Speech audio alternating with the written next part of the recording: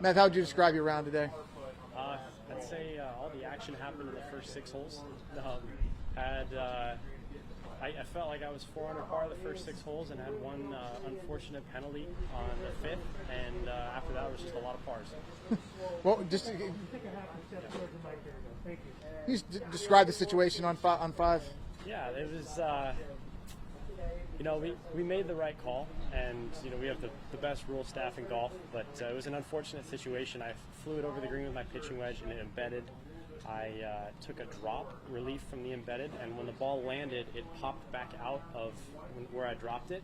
It was kind of perched on the back of that little hole it made, and I went up, looked at the hole, and as I addressed the ball, I was being very careful because I thought it was in a very precarious spot, but it fell forward back into that hole, and ended up being a one-shot penalty. They looked at the tape and the video, and it was just too close to when I put my club down behind the ball to say that for sure I didn't cause it to move.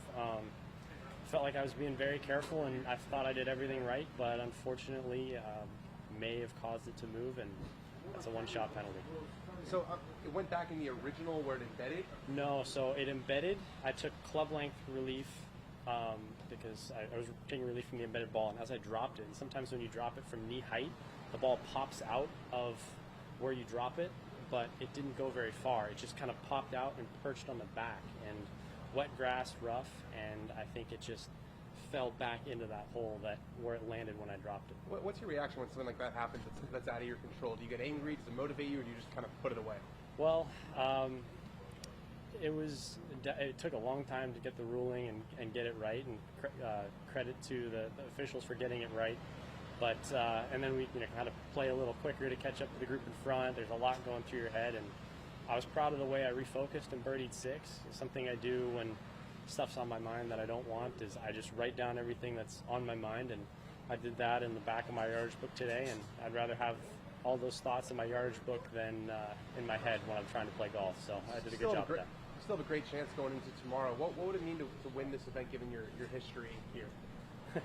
There's no such thing as a bad win on the PGA Tour. It's special every time you've got a chance, and this isn't the first time, and I tend to play well closer to home, and I'm just really excited to be at a golf course that I'm comfortable at with conditions that I'm familiar with, and it'd be really, really fun to win here. Good luck. I got a couple more. Okay. Yep. Okay. What do you feel like you've done well this week, Mav? I feel like I've done everything pretty well. I've been very steady, and nothing crazy, nothing flashy, nothing stands out as being exceptional. I have driven it really well.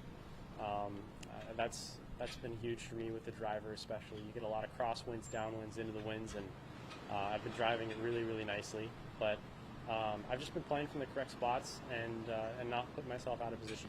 When you caddy for your dad, back in the day, could you ever imagine that you'd be in the mix heading into a Sunday here at Pebble?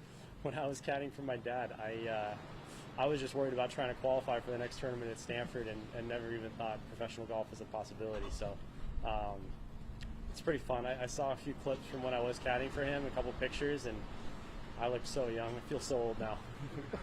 Thanks, Maverick. Appreciate it. Thank you, guys. Thanks for your time. Appreciate it. Good day tomorrow.